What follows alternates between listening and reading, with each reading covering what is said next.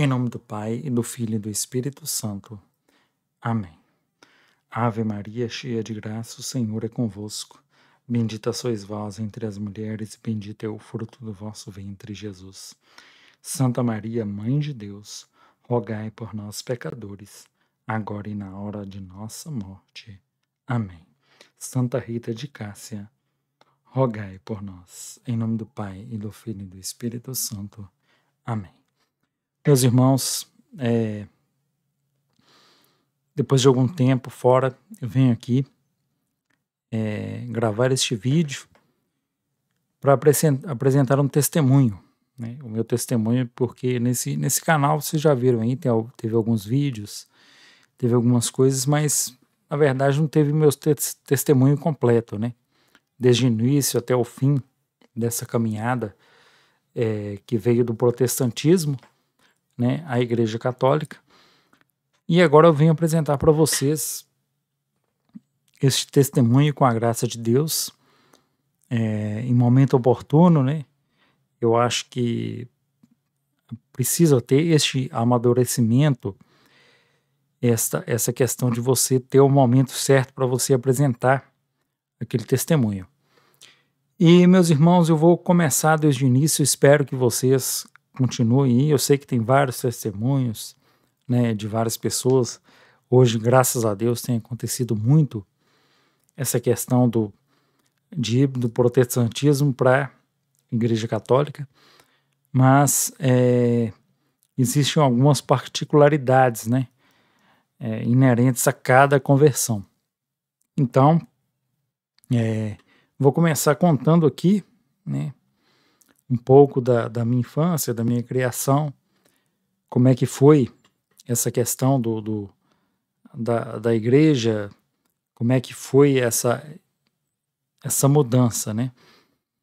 Em partes, né? Vamos fazer em partes. Vamos começar aí pela minha infância.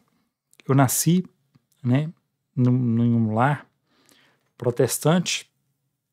Esse lar protestante foi numa família da Igreja Protestante Batista Renovada, né, meus irmãos? E essa Batista Protestante, desde o início, né, eu fui levado a essa denominação pelos meus pais, né? Eu tô até com um mapa aqui do que eu vou falar, porque é bastante coisa, gente. Então, vocês não reparem, não. E desde a minha adolescência, desde a minha infância, né, eu ia nesses cultos protestantes, mas a relação é aquela relação de temor, né? Aquela relação que não era uma relação de amor verdadeiramente a Deus. Era uma relação mais de temor. Você tem que obedecer, você tem que, né? Não que meus pais tivessem essa intenção, mas aquela impressão que passava era sempre essa impressão. Você está entendendo? É uma impressão mais do temor a Deus, né? Você não fazer as coisas erradas, né?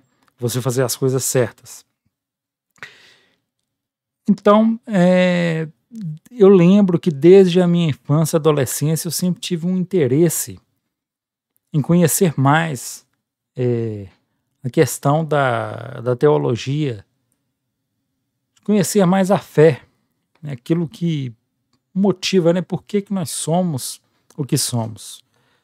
Por que nós somos? Por que nós existimos? Por que nós somos? Por que nós cremos naquilo que nós cremos? Essa foi uma motivação, né, que sempre esteve dentro de mim. Eu sempre procurei, né, por cursos bíblicos, por aprofundamentos da fé, que me dissessem aquilo que preenchesse meu coração, né, meus irmãos? E essa busca, desde o início da minha vida, eu lembro, sempre esteve presente. Sempre esteve presente. E foi uma diferenciação, né? Porque eu vi ali que muitos não interessavam, né? Muitos não interessavam em saber o porquê das coisas, por que acontece, por que a gente tem que seguir dessa forma, por que que o cristianismo é desse jeito, né? Buscando as razões da nossa fé. Então, essa característica minha aqui persiste até hoje, né? É de buscar o conhecimento. Isso sempre foi, né, característica minha, né? Mas eu via que ali existia um interesse maior desde o início, né? Desde a minha infância, eu percebia que existia uma característica que me aproximava muito assim da história da igreja. Eu sempre gostaria de saber das origens da igreja, de como a igreja surgiu, de como ela se desenvolveu, mas eu tinha muitas dificuldades, porque o protestantismo ele surgiu no século XVI, né, 1517, com Lutero, e aí como é que a gente fazia, né? A gente tinha aqueles 100 primeiros anos, né, nos mais radicais, principalmente nessa vertente que eu participava, os 100 primeiros anos, e depois a gente pulava praticamente 1000 anos, 1500 anos, para a Reforma Protestante, e ficava aquele todo vazio, né? Ficava aquele vazio, a gente não sabia o que acontecia depois, não, foi tudo corrompido, né? Depois foi tudo corrompido. Então, a história ali, na minha adolescência, e agora passando da infância para a adolescência, foi um não pertencimento, Por quê? Porque a gente ia nos cultos, né? Existia ali um louvor, existia ali uma pregação, mas a gente sabia que algo estava fora do lugar, algo estava fora do seu encaixe, né? Você percebia muitas vezes o pastor pregando algo que não era de acordo com as Sagradas Escrituras, era algo de acordo para poder motivar, né? Nessa raiz minha protestante, né, gente? Até então, o que eu estou contando para vocês é de uma igreja renovada, né? Que é uma igreja renovada para você explicar para vocês, mais ou menos. É como se fosse um pentecostalismo um pouco mais suave, né? Vamos dizer assim. E a gente sabia, né? Que aquilo era uma questão de motivação, era uma questão de você entrar lá, você recebe aquela motivação, mas depois que você sai de lá, você sai da mesma forma, né? É só uma questão de sugestão, vamos dizer assim. E não existia aquela sensação de pertencimento, né? O que eu estou fazendo aqui? Essa era a pergunta que eu fazia na minha adolescência. Prestando um culto a Deus, mas um culto a Deus seria somente cantos? Seria somente leitura das Sagradas Escrituras? Né? Então sempre ouvia dentro de mim isto. Alguma coisa está faltando. Alguma coisa está faltando. Não é somente cantos, não é somente a leitura das Sagradas Escrituras. Alguma coisa falta. Alguma coisa falta. E nessa época eu lembro que eu não era um anticatólico radical, não. Eu até via algumas coisas, né? Achava bonito ali o crucifixo, as imagens da Virgem Maria, algumas coisas, né? O Cristo Pantocrator, né? Pantocrator da liturgia bizantina, mas sempre aquela coisa no fundo me falando, isso aí é só coisas, vamos dizer assim, são coisas externas, né, Alexandre? Não são coisas que você deve se apegar, são coisas que os católicos criaram para ilusão dos fiéis, né? Então, é sempre aquela coisa de, né, você gosta, né, como ser humano, a gente gosta das imagens, a gente tem a naturalidade para isso, né, como ser humano, a gente tem os sentidos, né, o olfato, o paladar, a visão, mas o protestantismo não contempla isso, meus irmãos. O protestantismo não contempla essas coisas. Então, a gente, não, tudo bem, eu acho bonito, mas aquilo ali é só por fora. Aquilo ali não tem efeito, gente, espiritual, porque os católicos ali estão cegos naquela idolatria, né? No fundo a gente pensava isso. Eu achava bonito. Às vezes eu passava, né, diante da igreja católica, as velas acesas, a liturgia, aquela coisa toda, mas aquele bloqueio, né, que foi me passado na infância, ele continuava, né? Mas afinal, toda essa liturgia católica não é somente a aparência, não é somente um invólucro, uma aparência, uma coisa que não vai, né, nos dar uma noção, não é a verdade, né, de fato. Aquilo é só uma aparência, é só uma questão não vale a pena, né? Essa é a questão. Então,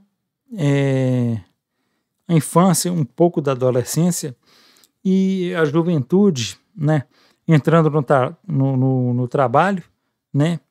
O que aconteceu, meus irmãos?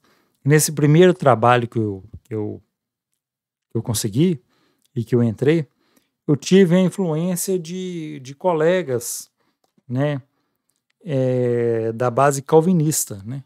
Até então, eu estava no pensamento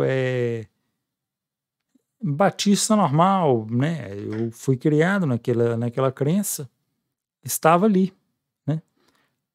Na igreja batista, renovada e tal, e tranquilo.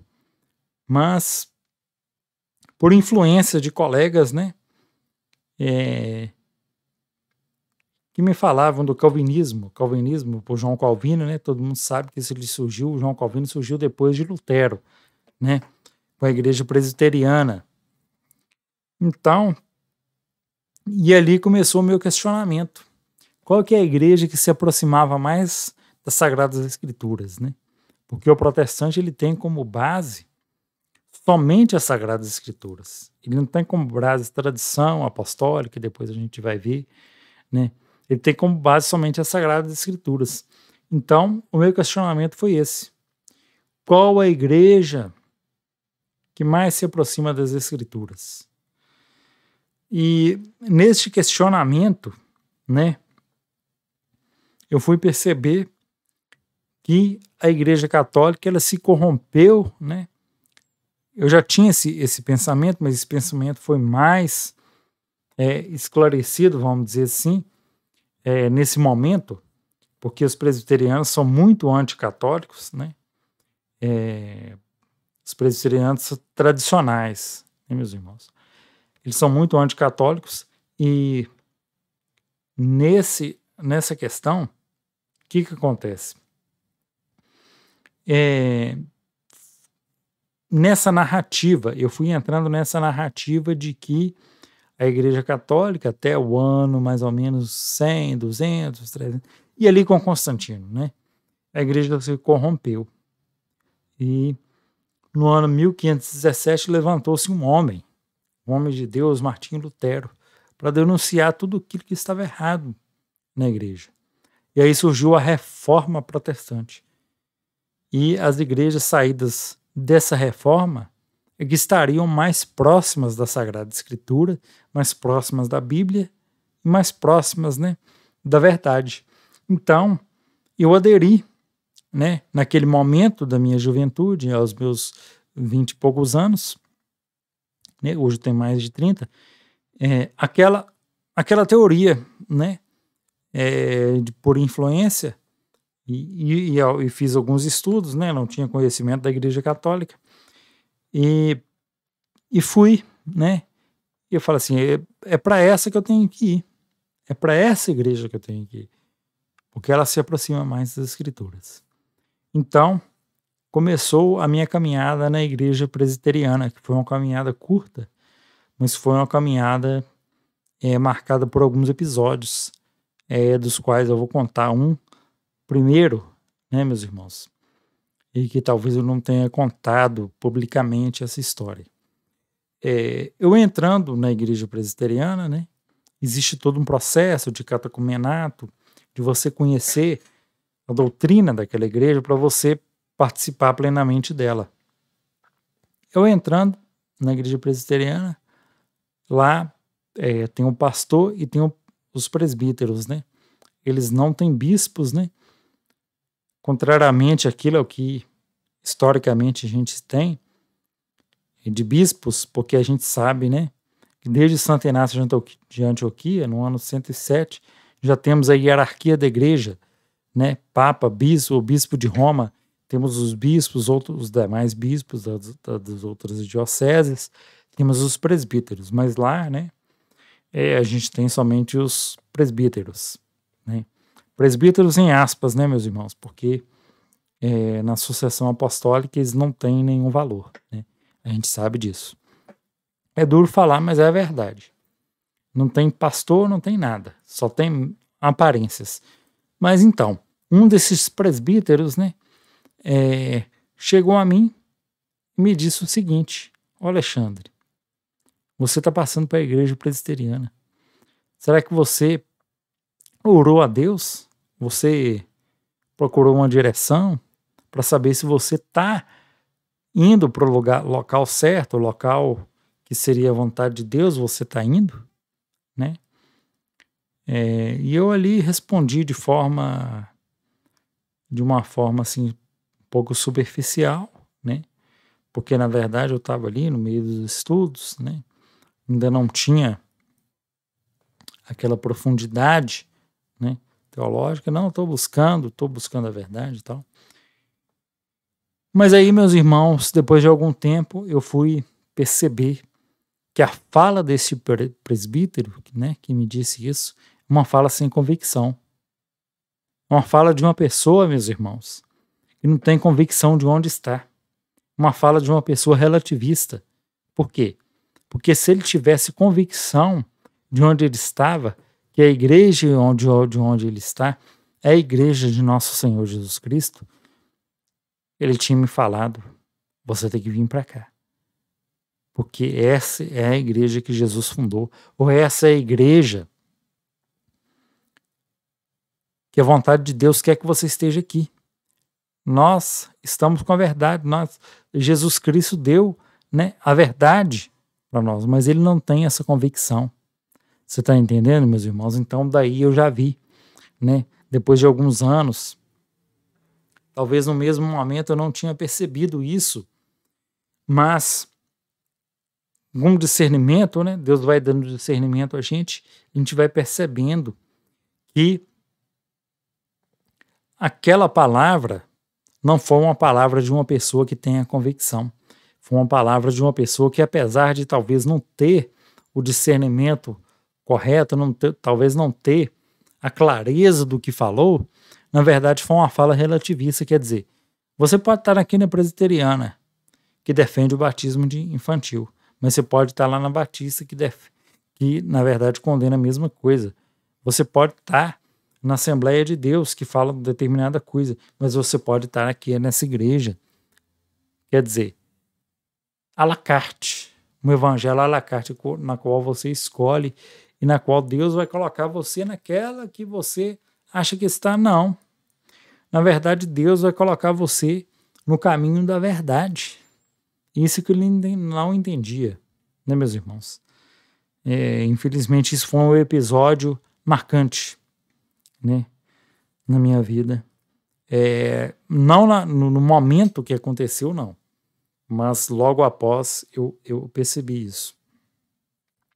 Mas será mesmo que a Igreja Presbiteriana do Brasil, a IPB, será que seria a igreja que mais se aproxima da Bíblia?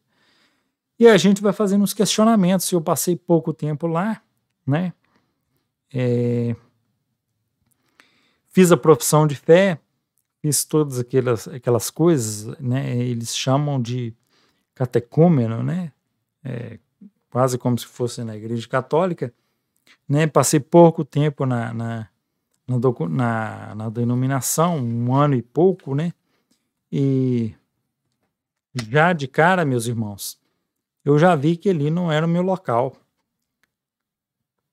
Uma igreja, meu Deus, meus irmãos, desculpe, uma igreja de gueto, uma igreja que não cresce, uma igreja que vai ficar sempre naquele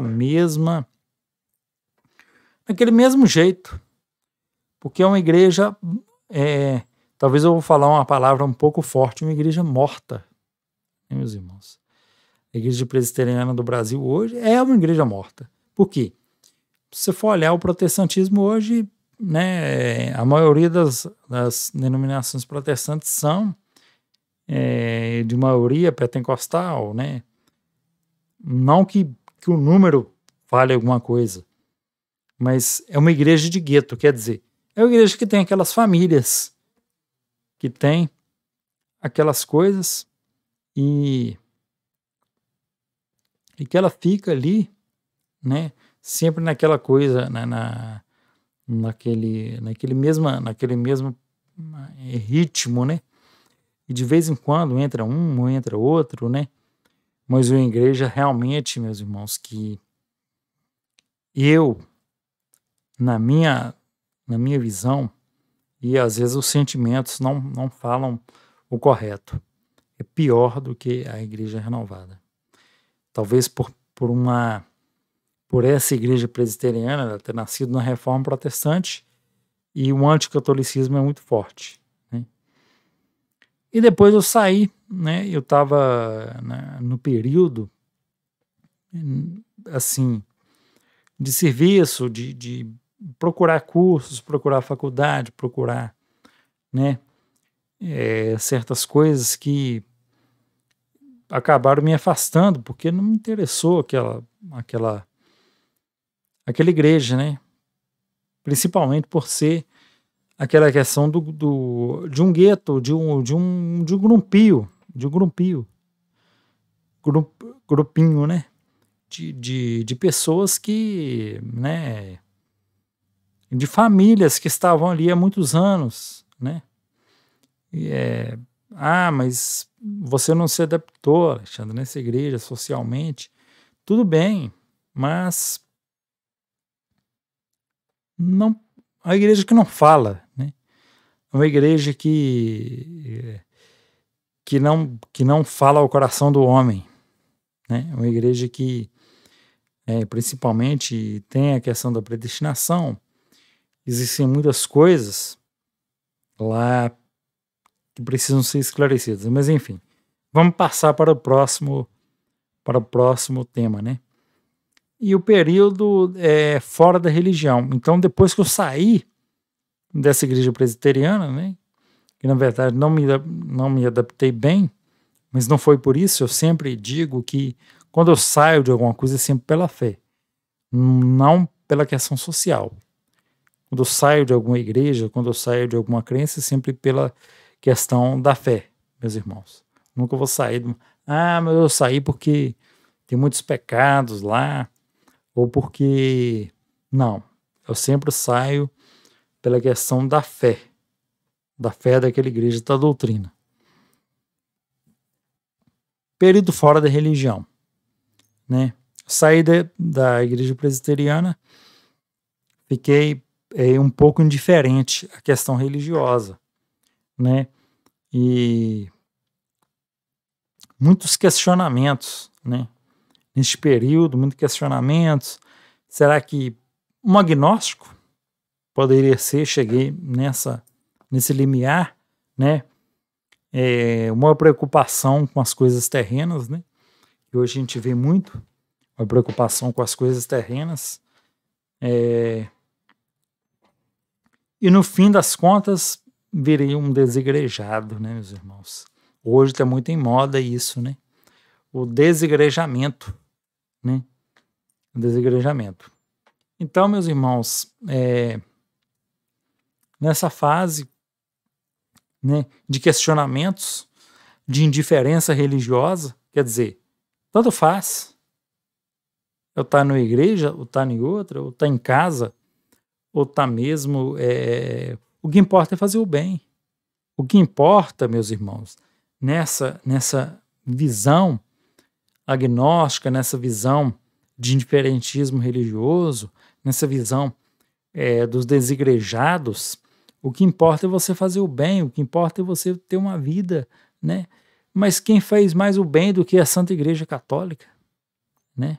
Nós vamos falar mais para frente. Preocupação, né, com as coisas terrenas, com a profissão, com os estudos, né? O que não é errado, né, meus irmãos?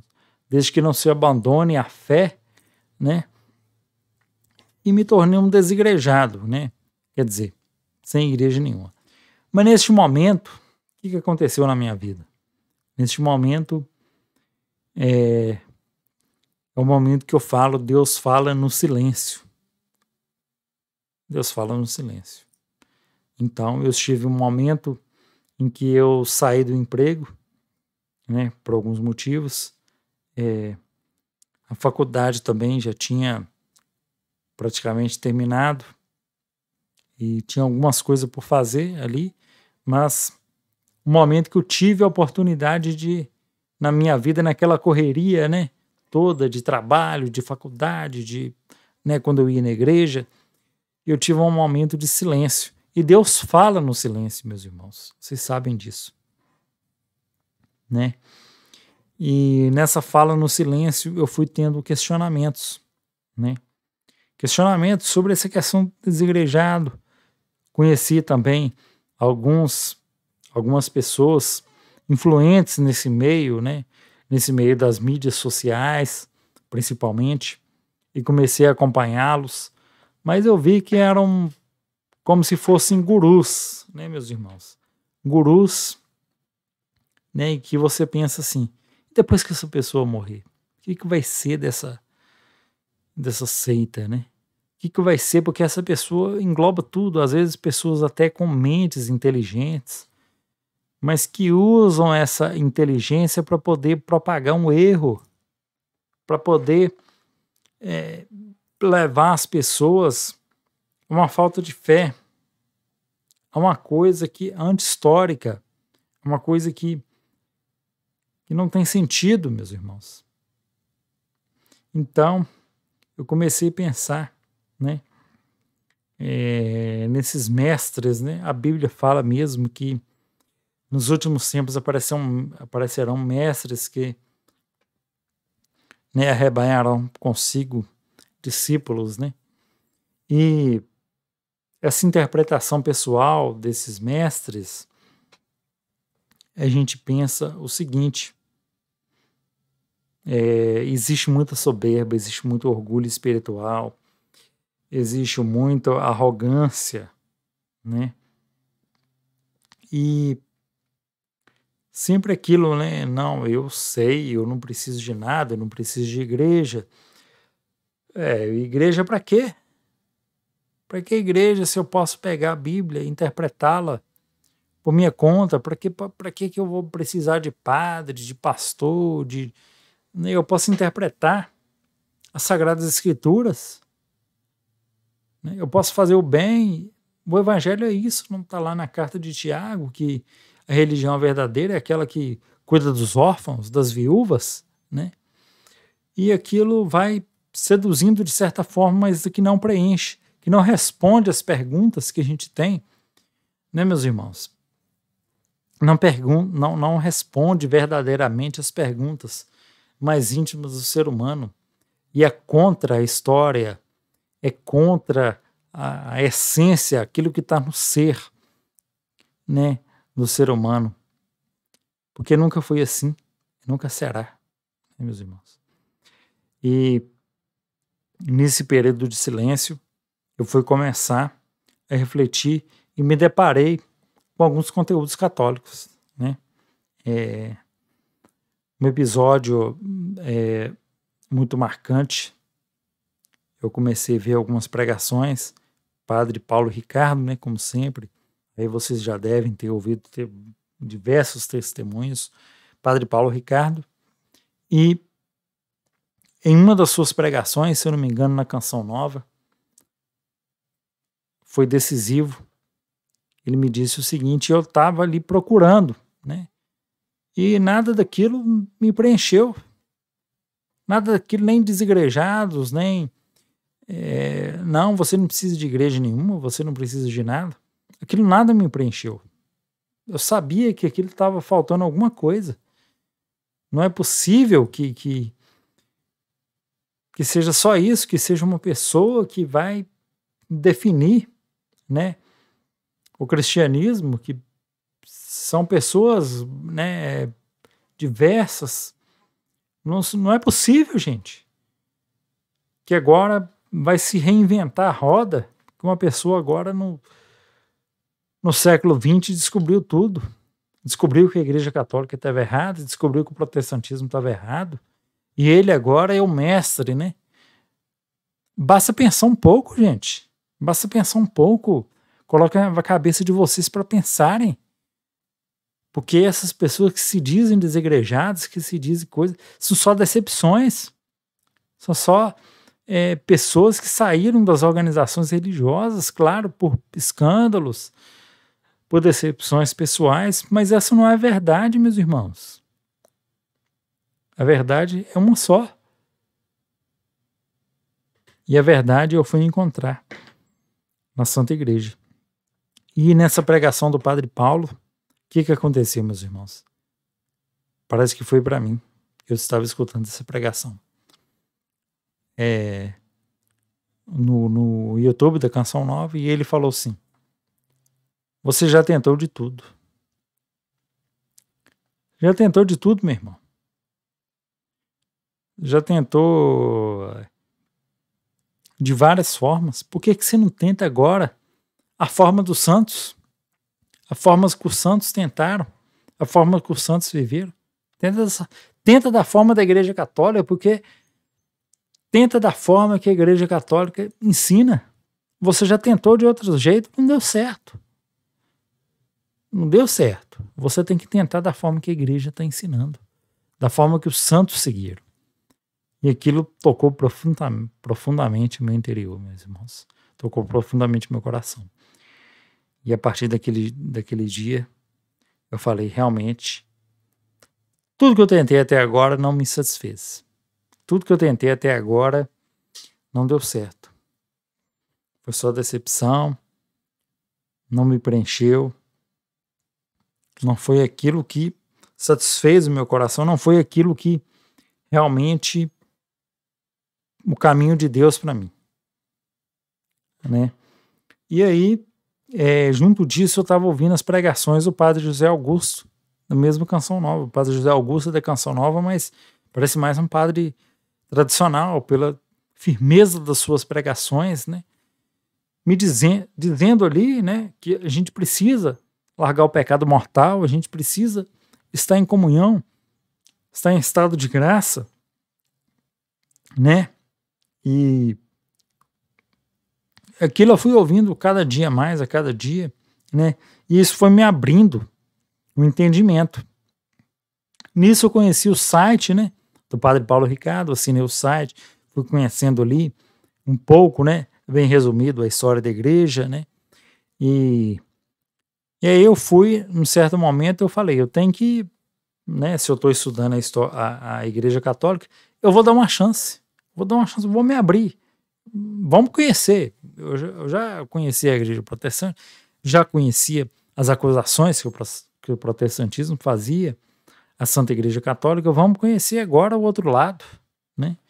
Porque as acusações já eram, né, muito grandes, né? Vamos conhecer o outro lado agora. E aí eu comecei, falei assim, a primeira coisa que eu preciso fazer, gente, é estudar o catecismo da Igreja Católica, né? Eu acho que por aí. Então, esse catecismo, né, gente, o catecismo tradicional da Igreja Católica, catecismo é promulgado por São João Paulo II, e comecei a estudar sobre esse catecismo, né? E aí, meus irmãos, eu me deparei com um parágrafo muito marcante, né? Muito marcante. Que é o parágrafo 846. Eu vou até ler um trecho dele. Apoiado na Sagrada Escritura e na tradição, o concílio ensina que essa igreja peregrina é necessária para a salvação. O único mediador e caminho da salvação é Cristo, que se torna presente para nós em seu corpo, que é a igreja. Ele, porém, indicando expressamente a necessidade da fé e do batismo, ao mesmo tempo confirmou a necessidade da igreja, no qual os homens entram pelo batismo como por uma porta.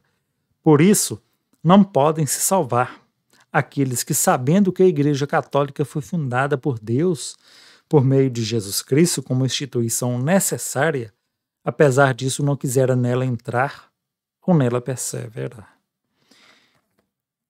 Lumen Gentium, né? Concílio Vaticano II. E aí, meus irmãos, quando eu li esse parágrafo, eu já senti. Falei assim, eu tenho que entrar para a Igreja Católica. Porque no meu íntimo eu já sei que ela é a igreja fundada por nosso Senhor Jesus Cristo, né? Então como é que eu vou fazer? O que eu vou fazer agora? Eu preciso entrar nessa igreja. Tenho necessidade de entrar nessa igreja. E eu já tinha lido o catecismo, né? A esse período eu já tinha lido o catecismo todo, né? Completo, do início ao fim. Meus irmãos, isso aí eu já tinha lido. Já tinha visto os cursos do Padre Paulo, né? Já tinha tirado diversas dúvidas sobre a Santa Igreja. Ainda ficavam algumas coisas, né? Que, né, gente, sempre fica alguma coisinha ou outra, né? Para a gente resolver. Mas a gente vai resolvendo aos poucos, né? Ali, com a graça de Deus, a gente vai resolvendo, vai pesquisando. Mas uma certeza eu já tinha no meu coração. A Igreja Católica é a igreja fundada por nosso Senhor Jesus Cristo. Essa certeza eu já tinha no meu coração. Tinha dúvidas, tinha questionamentos, tinha, mas é aquela coisa, a autoridade da igreja, como já vi outros irmãos falarem, a gente acredita na autoridade da igreja. Algumas coisas a gente não compreende, né? Mas eu já sabia da autoridade da igreja. Então, claro, né, meus irmãos? Estou olhando aqui algumas coisas, né? Porque é muita coisa que a gente tem que falar, talvez algumas coisas fiquem de fora. A primeira coisa que eu fui, né? E eu senti no meu coração, eu precisava de uma confissão geral, precisava de uma confissão, né? Eu já tinha me batizado ali aos 15 anos, pela igreja protestante, procurei saber da validade do meu batismo. O meu batismo tinha sido válido, né? Mas eu precisava de uma confissão. Eu já tinha sido batizado. E o sacerdote que eu procurei, né? Para minha confissão geral, ele, graças a Deus, ele aceitou essa confissão, né? Pelo batismo que eu já tinha recebido. E foi uma coisa libertadora, né, meus irmãos? A confissão foi uma coisa, assim, extraordinária na minha vida. E depois da confissão, né, se eu não me engano, eu não sei, eu acredito que eu fui na primeira missa, né, antes da confissão. Eu agora não estou me lembrando exatamente qual que foi. Só que quando eu fui na primeira missa, meus irmãos, já tinha lido o catecismo 2 vezes, quase, né? A segunda vez eu não tinha terminado completo, mas praticamente 2 vezes eu já tinha lido o catecismo, faltando poucas páginas ali para o final da segunda leitura. E na primeira missa, algumas impressões, né? Algumas coisas diferentes, a procissão de entrada, né? A sensação de estar numa igreja apostólica de verdade, né, meus irmãos? Essa foi a sensação, né? As vestes do sacerdote, aquela coisa toda, né? Não vou me alongar muito aqui, senão o vídeo vai ficar muito longo. Uma decisão firme, né? Uma decisão sempre firme, de que a Igreja Católica é a Igreja de Cristo. Não precisou de muita coisa para mim perceber isso. E depois, né, eu tive essa experiência da confissão, experiência, assim, libertadora, libertadora. Uma experiência, uma força que eu nunca tinha recebido antes, meus irmãos. A força do sacramento da confissão. É uma coisa inexplicável. Realmente um fardo que sai das nossas costas, um fardo que realmente é a força dos sacramentos que não existe na igreja protestante, né? E aí, meus irmãos, né, a primeira missa, decisão firme, a entrada na catequese, eu fui procurar a catequese no ano de 2018, não consegui, né, porque a turma já estava em andamento, e eu só fui conseguir em 2019, aquele espera, né, aquela espera ansioso por receber a Eucaristia. Eu estava muito ansioso por receber a Eucaristia. Então, coloquei meu nome, né? E a moça me falou, vamos ver se vai formar a turma para a catequese. E eu naquela coisa. Quando chegou o catequista na minha casa, o meu espírito se encheu de alegria, né? Porque eu sabia que eu ia receber, né? Agora sim. Pode ser depois de um ano, pode ser depois de alguns meses, mas eu vou receber a Eucaristia de Jesus Eucarístico, alma, corpo e divindade, né? Porque eu já cria em todas as doutrinas da Igreja Católica, né, meus irmãos? E essa crença, às vezes vocês vão falar, mas Alexandre, sua crença foi muito rápida, né? Não, meus irmãos, porque eu já tinha saído da denominação presbiteriana e fiquei um tempo, né, ali sem igreja. E depois fui conhecer a fé católica já um pouco desintoxicado, né, do protestantismo, né? O protestantismo, né, já desigrejado, o desigrejado já tem uma certa aversão ao protestantismo, à religião protestante. E por isso, quando foi conhecer a Igreja Católica, eu já estava um pouco mais, né, aberto, né? Eu já dei essa abertura de conhecimento para a igreja. E o catequista me disse, no momento, né, quando ele chegou na porta de casa, me falou: Alexandre, não existe nada mais lindo do que aquilo que foi instituído por nosso Senhor Jesus Cristo. Na noite que ele foi entregue, ele tomou o pão, deu graças, partiu, deu aos seus discípulos e disse: Isso é o meu corpo, que será entregue por vós. Fazer isso em memória de mim. Não existe nada mais lindo do que isso na fé católica. E aquilo, meus irmãos, me tocou profundamente. Aquela palavra do catequista realmente me tocou, porque realmente a gente não vê isso na igreja protestante. Na igreja protestante a gente só tem uma ceia entre os irmãos, né? Uma ceia que não é o corpo nem é o sangue de Jesus Cristo, como eles próprios, né, admitem. Não sou eu que estou desmerecendo nada, gente. Eles próprios falam que não é nem o corpo nem o sangue, é só um símbolo, né? Não existe sucessão apostólica, né, nas igrejas protestantes. E ali eu fui começando a minha caminhada, né? Fui começando os livros católicos, né? O conhecimento, né? Eu adquiri o conhecimento na fé católica de verdade através dos livros, né, meus irmãos? A desmistificação dos espantalhos, né? Porque isso tem que ser feito por toda pessoa que foi protestante. Ela vai desmistificar algumas coisas, por exemplo, a idolatria, a veneração aos santos, né? E isso eu vou dizendo para vocês. Isso foi feito porque eu já estava começando depois que eu fui na primeira missa, eu fui em todas as outras, né? Todo domingo eu estava na Santa Missa. Então, essa desmistificação ocorreu muito dentro da própria liturgia, né? Porque os protestantes falam muito que os católicos eles focam nos santos, né? E eu vi ali que o foco era Jesus na Santa Missa, né? Nas homilias, né, tudo bem que as homilias podem não ser tão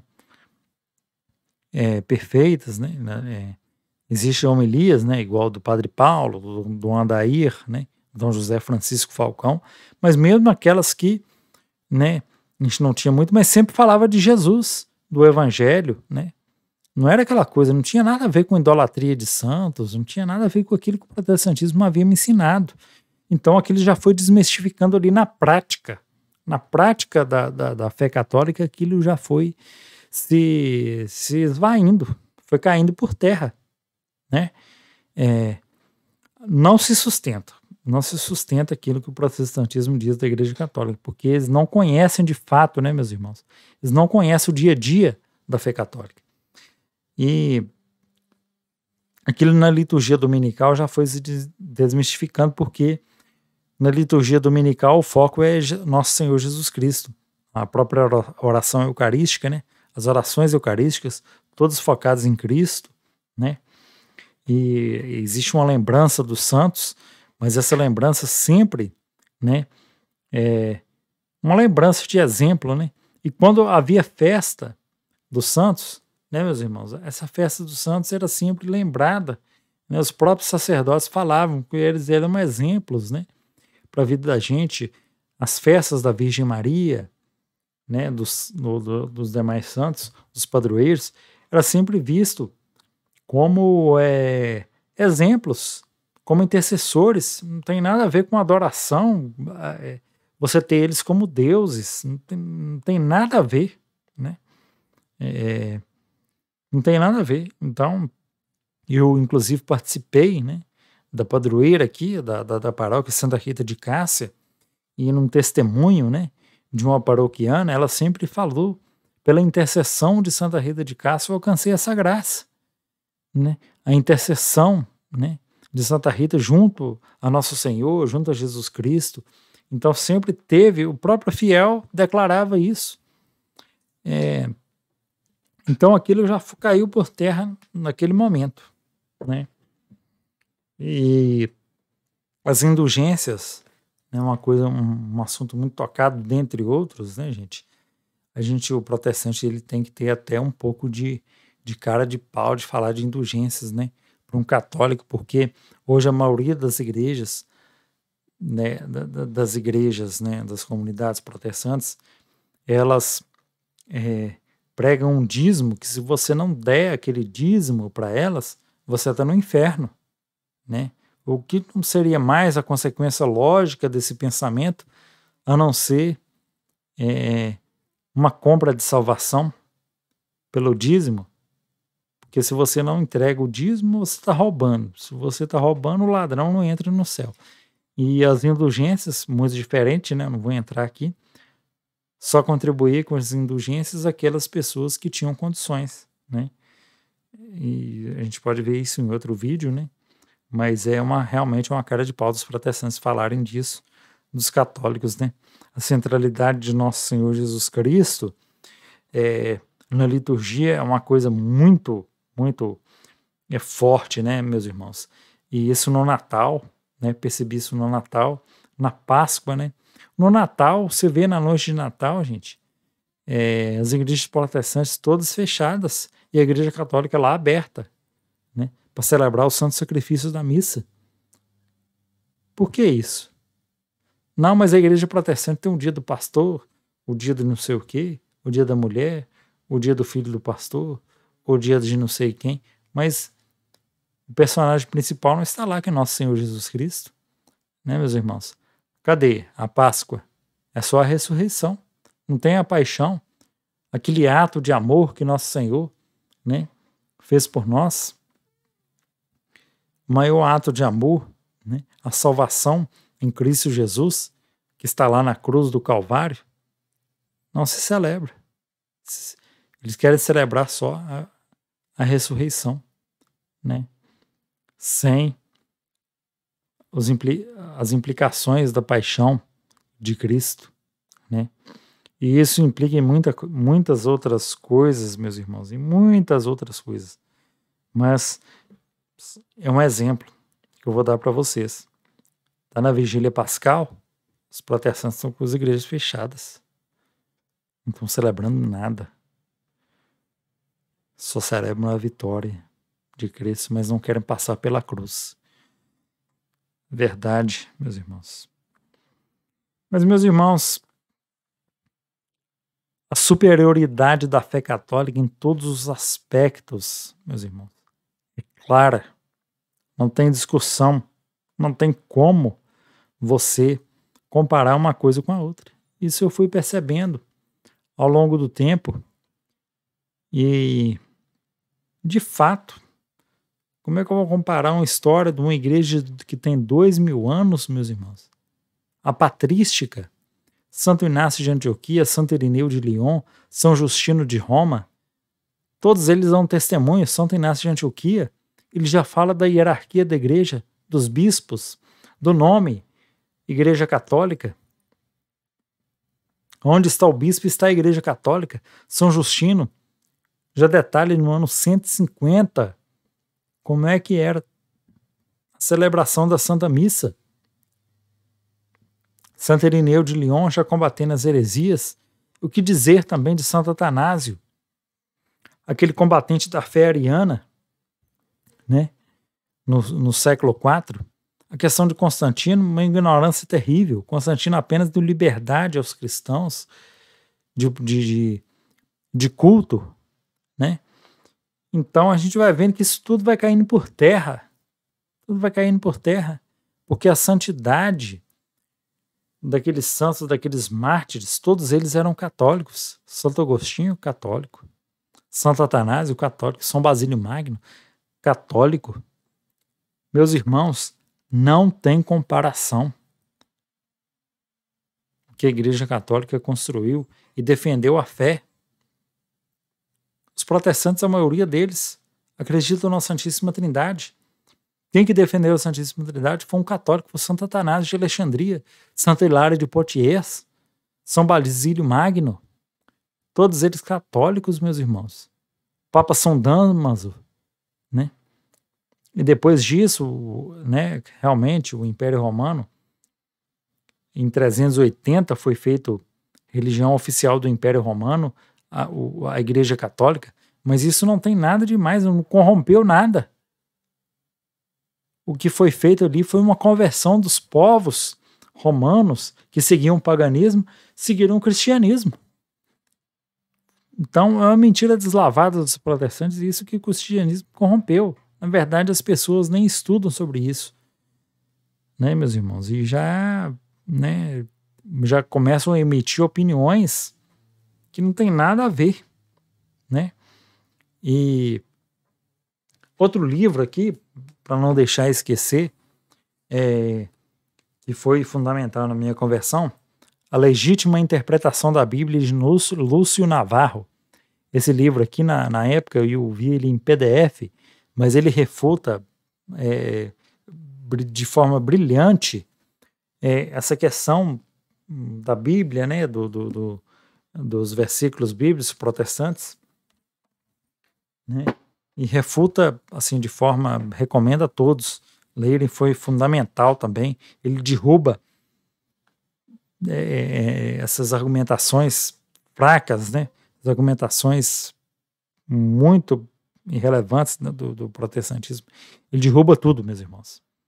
Realmente, sobre o papado, sobre os apóstolos, sobre a sucessão apostólica, sobre as imagens, a devoção aos santos.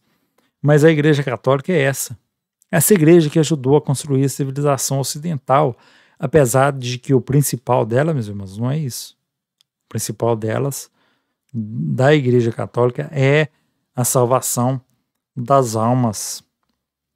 Então, o que eu posso dizer para vocês, nesse encerramento, é que a Igreja Católica tem todos os meios de salvação.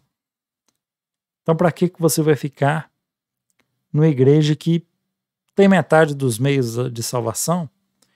Não sei, tem, né, resquícios, né, do protestantismo, de Lutero, né? E a Igreja Católica nós temos que ter a convicção de que a Igreja Católica é a única e verdadeira igreja de nosso Senhor Jesus Cristo, meus irmãos.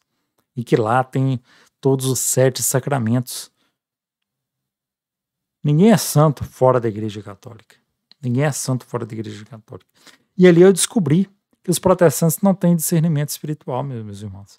Eles não sabem o que é vida de oração, eles não sabem o que é teologia, eles não sabem o que é a santidade, eles não têm conhecimento, eles não sabem, eles não têm ideia de o que é isso. Eles têm uma visão superficial do cristianismo, né? E falando aqui agora de uma questão interessante, antes de encerrar, talvez alguém pergunte qual foi a sua maior dificuldade em entrar para a Santa Igreja Católica. Eu acho, meus irmãos, que a maior dificuldade foi realmente a devoção aos santos, tanto da Virgem Maria como dos demais santos na prática. Na verdade, assim, os dogmas marianos, que eu vejo muitas pessoas falarem, né, muitos conversos do protestantismo, eles falaram que tiveram muitas dificuldades, eu não tive. Né? A virgindade da Virgem Maria, a ascensão aos céus, né? A Imaculada Conceição, não tive dificuldade nenhuma. Mas eu tive dificuldade na prática, né? Da devoção à Virgem Maria, né? Das orações, das imagens, das procissões. Mas isso foi, né, com o longo do tempo, passando e também vencendo essas dificuldades e vendo ali, né, que a Virgem Maria era um auxílio poderoso, né, meus irmãos? A intercessão da Santa Mãe de Deus, que é a Virgem Maria. Então, hoje, claro, né, devoto da Virgem Maria, como todo católico deve ser, né? E desde o início, é bom lembrar, rezando o terço, né? Depois eu rezo o Santo Rosário, a vida de oração, né? Que vai também, a vida de oração, né, meus irmãos, a gente tem certas fraquezas. Às vezes a gente está mais forte, a gente está mais fraco na vida de oração, mas a gente vai seguindo com a graça de nosso Senhor Jesus Cristo. Então, meus irmãos, eu acho que nós já estamos ali perto de 1 hora, acredito que podemos encerrar por aqui, e alguns aspectos eu sei que não ficaram, né, claros. Às vezes eu posso não ter falado alguma coisa, mas acredito que quero retomar este canal para falar dessas experiências, né? Talvez algum ponto eu não tenha falado aqui, mas posso falar em outro vídeo, né? Compartilhar leituras católicas, estudos, né? E para não ficar muito extenso, vamos encerrar por aqui e que seja de proveito, né? Aqueles que gostaram, comentem, né? Deem o seu retorno e espero que seja de proveito para aqueles que estão no caminho. E eu digo o seguinte, né? Eu digo mais uma coisa, aquele que está conhecendo a fé católica, meus irmãos, porque esse vídeo foi feito com roteiro, mas na verdade eu quero que seja o mais natural possível. E agora eu lembrei de uma coisa, a minha conversão à Igreja Católica, particularmente eu, né, eu tive que desmistificar. Por quê? Porque o protestantismo diz que o catolicismo, ele, na maioria das vezes, é só para os santos, é só para a Virgem Maria. E, na verdade, quando eu já tinha falado antes, na liturgia eu fui ver que a centralidade é nosso Senhor Jesus Cristo. E a partir dessa centralidade a gente vai colhendo as outras consequências, né, da Igreja Católica, a devoção à Virgem Maria, aos santos, tudo aquilo faz parte do centro que é Jesus Cristo. Não nos tira do centro. Na verdade, nos coloca mais perto de nosso Senhor, como exemplos, né, de vida. Então, por isso, meus irmãos, quero agradecer a todos que permaneceram até o fim, né? Espero que esse vídeo seja de hostilidade para aqueles que estão no caminho e para os católicos fortalecerem mais a sua fé nessa que é a única, né, e verdadeira igreja de nosso Senhor Jesus Cristo. após a conversão, fui conhecer de alguns temas, né, sobre a crise da igreja, que não cabe agora no momento falar. Então, eu encerro por aqui. Agradeço a todos que acompanharam o vídeo até o final. E louvado seja nosso Senhor Jesus Cristo, para sempre seja louvado. Em nome do Pai, e do Filho, e do Espírito Santo. Amém.